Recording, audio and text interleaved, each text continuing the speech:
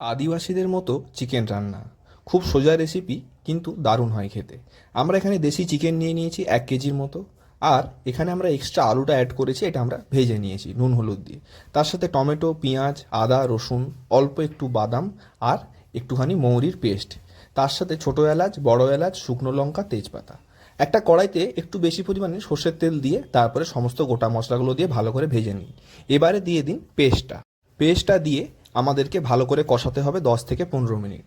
তারপরে অল্প একটু মশলা ধোয়া জলটা দিয়ে তার মধ্যে আমরা হলুদ গুঁড়ো, কাশ্মীরি লঙ্কার গুঁড়ো, পরিমাণ মতো লবণ, জিরে আর ধনে গুঁড়ো দিয়ে আবারও এটাকে ভালো করে কষবো প্রায় 15 থেকে 20 মিনিট।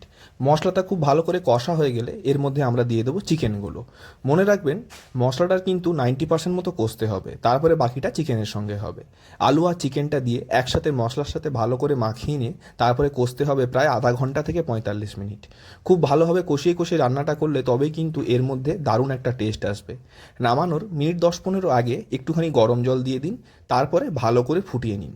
অল্প একটু ঝোল ঝোল থাকে, কিন্তু এটা দারুণ খেতে হয়। এর একটা খুব সুন্দর কারিও হয়, আবার উপরে একটু পাতলা ঝোল ঝোলও থাকবে। তবেই কিন্তু এটা পুরোপুরি ঠিকঠাক রান্না হয়। গরম গরম নামিয়ে নিয়ে ভাত, পোলাও যার সাথেই খান দারুণ লাগবে। ভিডিওটা ভালো লাগলে লাইক দেবেন।